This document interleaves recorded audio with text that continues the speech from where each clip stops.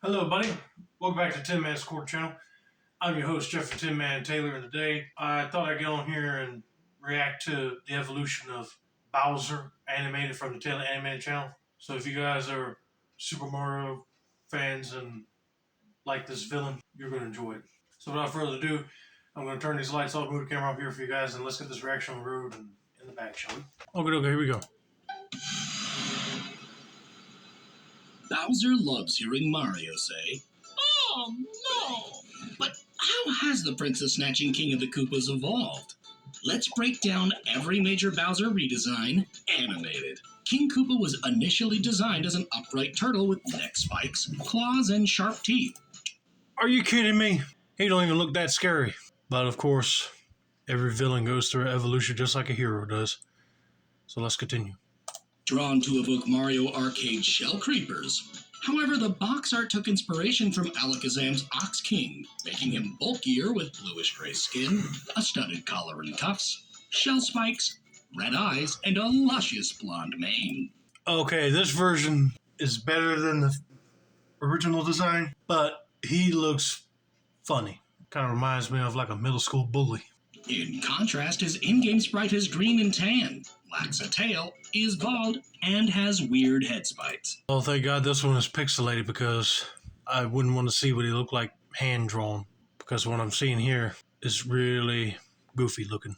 The official guidebook version aligns closely with his sprite, but his cuffs are removed, his nails are now green, he's got smoochable lips, and a nose horn. You call that a turtle? I would think he looks like a dragon hybrid, but that shade of green almost made him look like the Abomination from the Incredible Hulk comic books. Meanwhile, the Japanese guide cover depicts him as a monstrous warthog-like creature.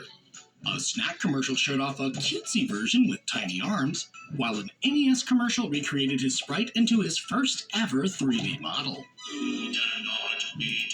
Okay, that looks more like a Roblox puppet. This warthog version not only looks goofy with a big head, no pun intended, but he'll definitely scare the crap out of you when you see him. Golly, I did not know that Bowser went from a small turtle to something this big. Seeing all these makes me like his current version way better now. Between games, merchandise shifted his design, reducing bulk while adding scales, a more defined snout, forehead bump, and larger horns. The sequel game sprite remains unchanged, however his bluer brother also appears. The official guide colors him green, yellow, and beige, with ginger hair and blue eyes. Okay, this is where we're starting to get Bowser's official color scheme, and the blue eyes looks way better on him than the red. Though some merchandise still mixed in a few earlier design traits. Golly, they need to quit going back to earlier designs when they were making toys or video game artwork. Just stick to the new design. Anime Koopa is chunky, with subdued coloring and a flatter face. He can transform into anything, but his attempt to marry Peach is ruined by a collapsing building.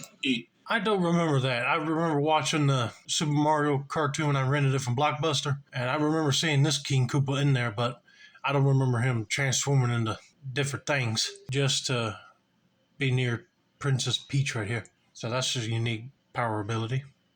In Super Mario Bros. 3, Bowser's box art design has dark brows, a beige muzzle, orange skin, a spiked collar, and a purple cape with an eye-shaped medallion. However, neither promo art, merchandise, or manuals followed this exact design. Really? This version is cooler than going through a color swap or making him look more dragony, fatter or skinnier. I don't get with these corporations, like, why can't you just keep the design of a character the same on the box art instead of making them different? Because if the people play the game, they'll be like, wait a minute, who's that guy? But it seems like he went through a lot more changes than Mario did. Design, and his sprite lacks the cape and has green cuffs. This game also introduces his 7 Koopaling children, although those family ties would be cut decades later. The Amada anime Bowser borrows the cape, and in one short, he's depicted as a beautiful queen with flight abilities. The Super Show cartoon originally released merchandise with the hulking King Koopa design, but his final in-show look is more crocodilian, bald, has only 2 cuffs, and a gold crown. He's the king of alter egos, and his design becomes worse with each sequel cartoon. This design kind of reminds me of the little cartoon that was in the Sesame Street show where the Alligator King said to his 7 sons that he was feeling down, and whoever cheers him up will get his crown. That's what he looks like to me.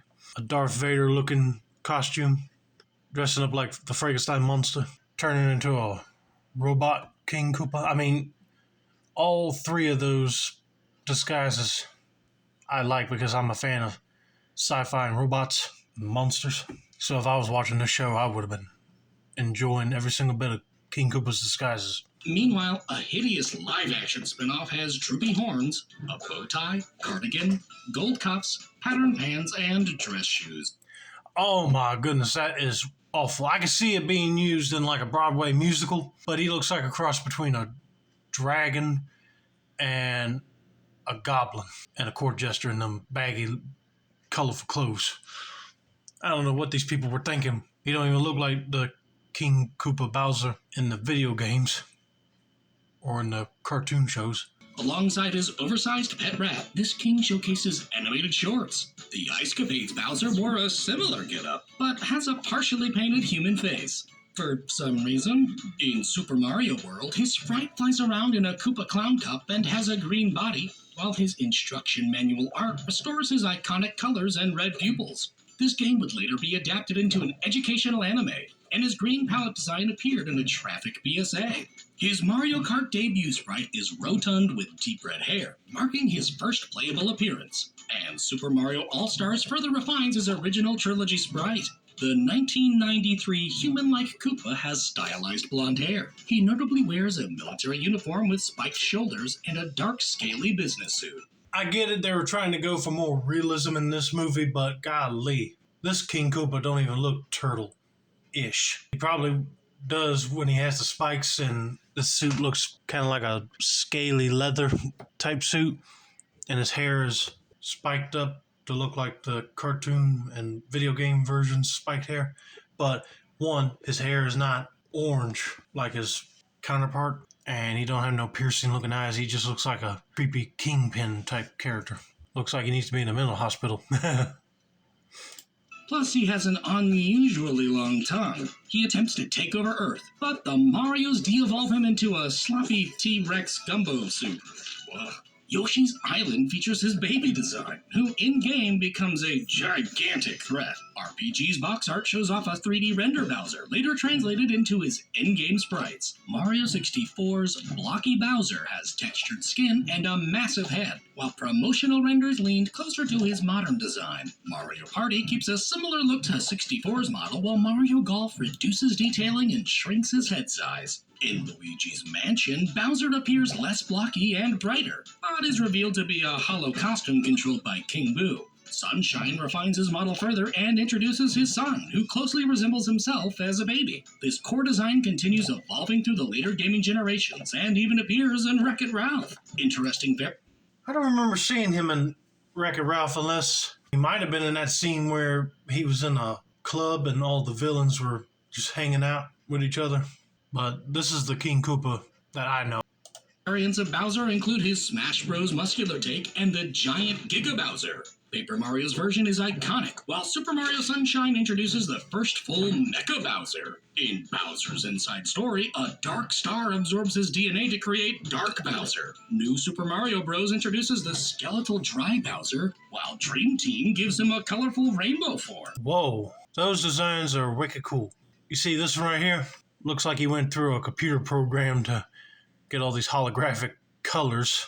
This Giga Bowser can like go toe to toe with Van Helsing's werewolf creature. Dark Bowser looks like something that a kid would have nightmares about. In Odyssey, Bowser's wedding plans are interrupted when Mario enters him. Meanwhile, Superstar Whoa, that actually happened? That's kind of weird that Mario would enter his arch nemesis like that, because I wouldn't do that at all, unless you find a way to destroy them altogether while you're inside them. But other than that, I wouldn't try to inhabit his body. That's just weird. Aga uses Cackletta with Bowser to create some double D nightmare fuel. Meowser is Well, just a cat version of Bowser. You got that right, but he almost looks like if Tony the Tiger and Bowser had a kid, this would be it. Thunder turns him into a giant floating castle head, while Skylander's Molten Bowser and Rabbids Mega Dragon Bowser feel like precursors to the kaiju-sized Fury Bowser. Oh man, you team Fury Bowser up with Godzilla when he's starting to get hot. I can tell you the atomic bomb that will go off between them would be bigger than Hiroshima, probably. 23 movie Bowser has a longer tail, smaller head, lower bicep bracers, partially green body scales, thicker hair, and no brow bone. Now, I have not seen the 2023 movie yet, but I do love the altercations that they did to his design because I think Bowser with the big head on his body looked ridiculous, and they shrunk it down a little bit to be more proportionate and added green scales to his yellow body. It really helps break up all these colors. Almost looks like a mascot that you want to take a picture with, basically.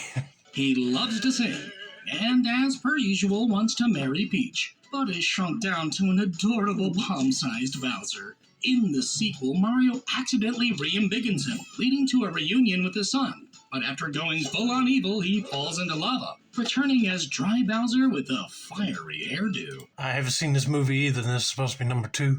But Mario basically made him big again to lead him, but he comes back in skeletal form.